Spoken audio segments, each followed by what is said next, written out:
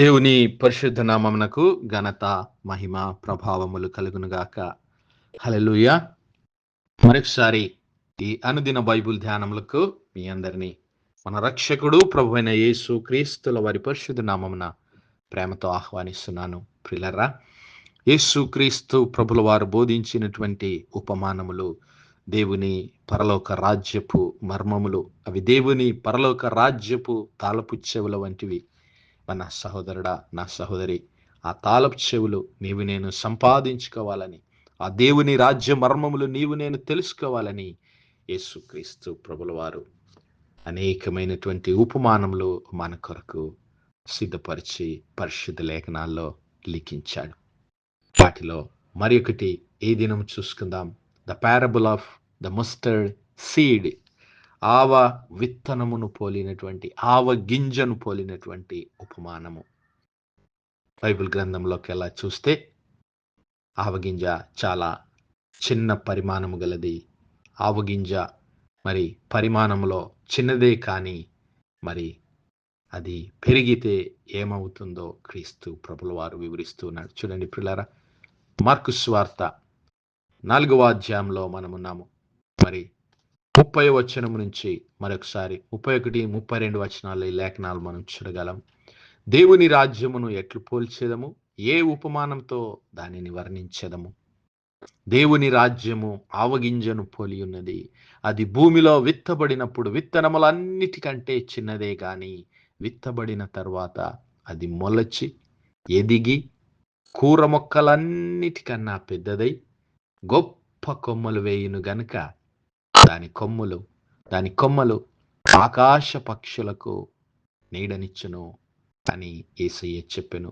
ఈ విధంగా యేసు వారు వినుటకు శక్తి కలిగిన కొలది ఉపమానములను చెప్పుచ్చు వారికి వాక్యము బోధించెను. ఉపమానము లేకుండా వారికి ఏమీ బోధించలేదు. ఆయన ఒంటరిగా ఉన్నప్పుడు శిష్యులకు అన్ని వివరముగా బోధించెను. దేవుని నామానికి మహిమ కలుగునుగాక. ప్రియులారా, ఇక్కడ మరి యేసుక్రీస్తు ప్రభుల వారు మరి యొక్క ఉపమానాన్ని, దేవుని రాజ్యమును గూర్చినటువంటి ఉపమానాన్ని ఆయన తెలియజేశాడు.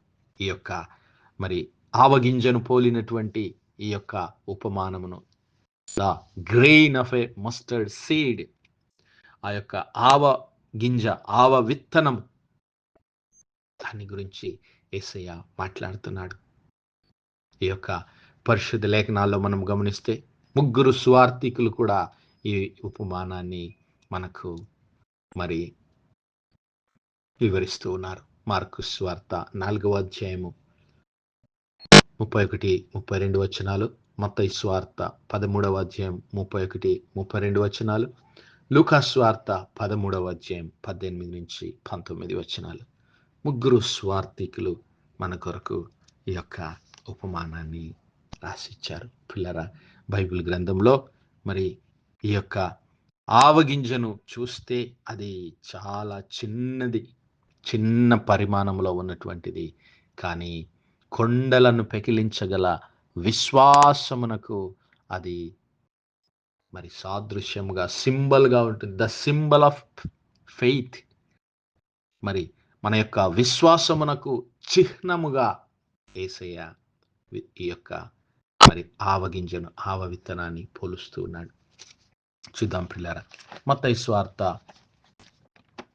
17వ అధ్యాయంలో యేసయ్య ఒక విషయాన్ని మనకు బోధిస్తున్నాడు. మత్తయి సువార్త 17వ అధ్యాయం 20వ వచనంని మనం ఒకసారి గమనిస్తే, అందుకాయన, మీ అల్ప విశ్వాసము చేతనే మీకు ఆవగింజంత విశ్వాసమున్న ఎడల ఈ కొండను చూచి ఇక్కడ నుండి అక్కడకు పొమ్మనగానే అది పోవును. మీకు అసాధ్యమైనది ఏది ఉండదని నిశ్చయముగా చెప్పుచున్నానని యేసు క్రీస్తు ప్రభుల వారు మరి తన శిష్యులతో, ఆ జన సమూహములకు దేవుని రాజ్యమును గూర్చినటువంటి ఆ ఉపమానాలను బోధిస్తూ ఉన్నప్పుడు ఒకానొక దినమున జరిగినటువంటి సంఘటన. ఇక్కడ జరిగింది ఏమిటి అంటే, మత్తయి సువార్తలో మనం చూస్తున్నాం 17వ అధ్యాయం 14 నుండి చదువుకున్నట్లయితే, మరి వారు జన సమూహముల యొద్దకు వచ్చినప్పుడు ఒకడు యేసు యొద్దకు వచ్చి ఆయన ఎదుట మోకరిల్లి, ప్రభువా, నా కుమారుని కరుణింపుము, వాడు మూర్ఛరోగి అయి మిక్కిలి బాధపడుచున్నాడు, తరచుగా నిప్పులలోనూ నీళ్లలోనూ పడుచున్నాడు. నీ శిష్యుల యొద్దకు వానిని తీసుకొని వచ్చి తిని గాని వారు వానిని స్వస్థపరచలేకపోయిరని చెప్పాను.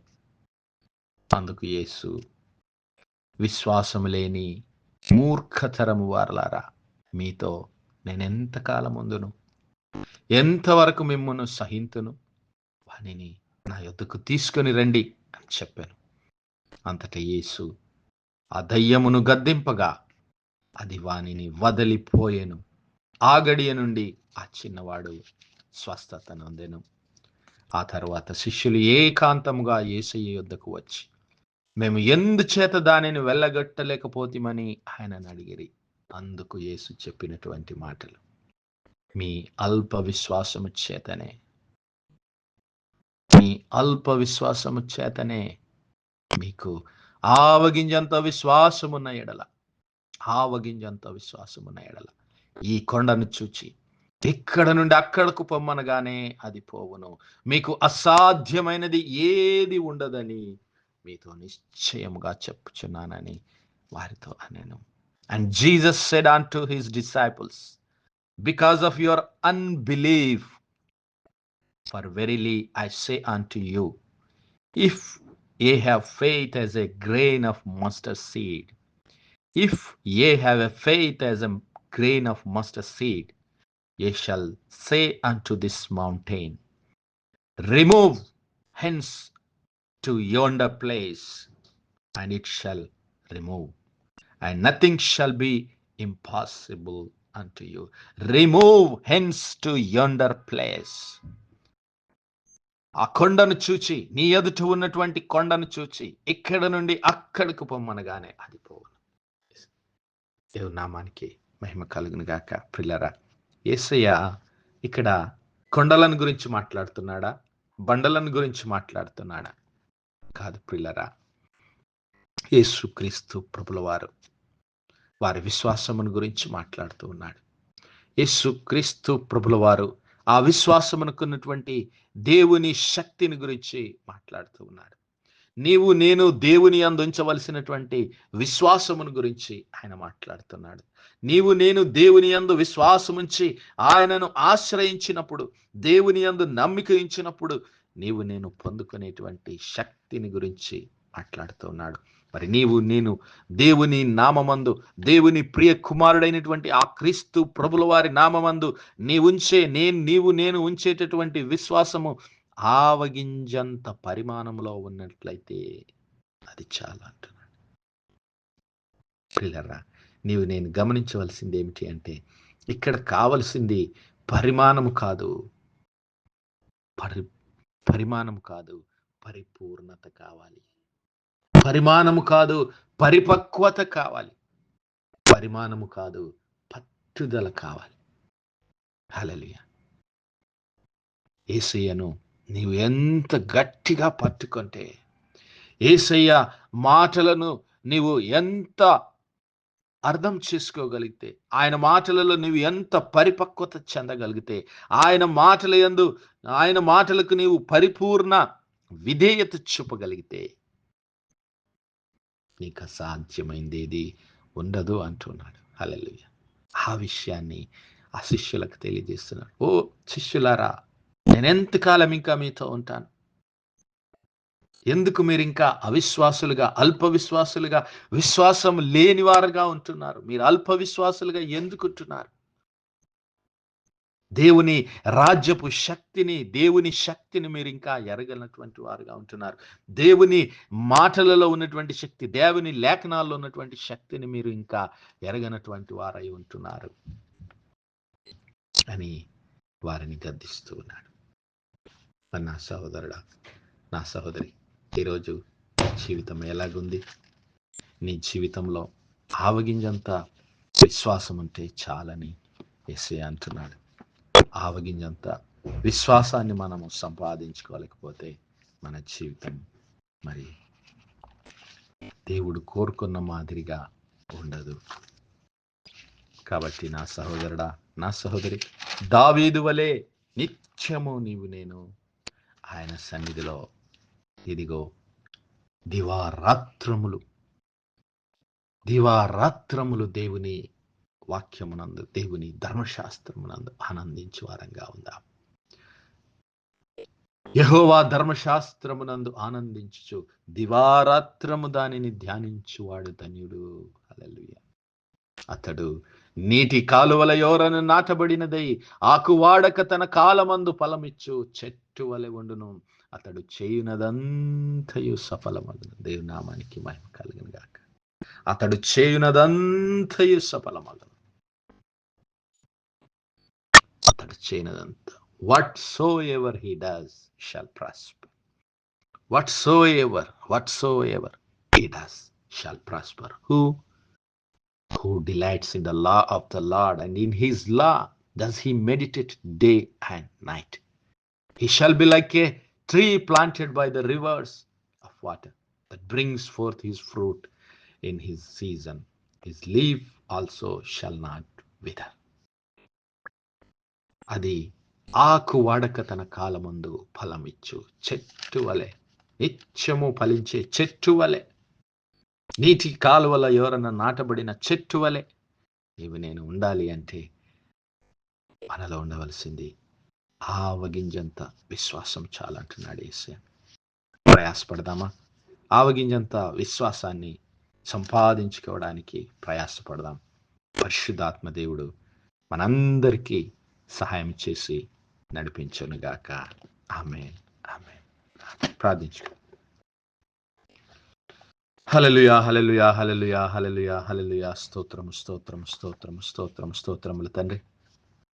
అత్యంత కృపాభరితుడవు, అత్యున్నత సింహాసనంపై ఆసీనుడైన మా ప్రియ ప్రభువా, జీవము కలిగిన మా దేవ, సైన్యములకు అధిపతి వగు మా యెహోవా తండ్రి, కృపా కనికరములు గల మా ప్రభువా, సూర్యోదయం మొదలుకొని ఇంత మటుకు మా తండ్రి మీ చాలా లెక్కలు భద్రపరిచి అయ్యా మరొకసారి మీ ప్రియ కుమారుడు మా ప్రభువైన యేసు క్రీస్తుల వారి పరిశుద్ధ నామంలో దేవా మీ కృపా సింహాసనం యొద్ద ప్రార్థించడానికి, ధైర్యంగా మీ సన్నిధికి సమీపించడానికి మాకు ఇచ్చిన కృప కొరకు మీకు వందనాలు, స్తుతులు, స్తోత్రాలయ్యా. దినమెల్లా మీ యొక్క పరిశుద్ధాత్మ సహాయం, నడిపింపు, ఆదరణ, కాపుదల, సహవాసాన్ని మాకు ఇచ్చిన తండ్రి మీకే స్తుతులు, స్తోత్రాలు. అవును మా ప్రభువా, మీ ప్రియ కుమారుడైనటువంటి యేసు క్రీస్తు ప్రభుల వారి నామమందు అయ్యా మేము విశ్వాసముంచి మీ కొరకు ఈ లోకంలో బలమైన సాక్షులంగా, అద్భుతాలు చేసే సాక్షులంగా, మీ కొరకు ఘనకార్యాలు చేసే వారంగా, మీ నామాన్ని ఘనపరిచి మహిమపరిచే వారంగా అయ్యా ఉండే కృపమాల ప్రతి ఒక్కరికి దయచేయమని వేడుకుంటున్నాం. కనికరం గల మా తండ్రి, ఈ వర్తమానాలు వినిచున్న మా ప్రియుల కుటుంబాలన్నింటిని విషయం మీ సన్నిధానంలో ప్రార్థిస్తున్నామయ్యా. దేవా మా కుటుంబాల చుట్టూ మీ కనుదృష్టి ఉంచండి, మీ కాపుదల దయచేయండి ఆయన.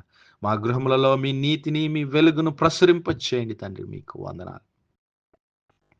మా గృహములలో మీ శాంతి, మీ సమాధానాలు అనుగ్రహించండి దేవా, మీకు స్తోత్రాలు.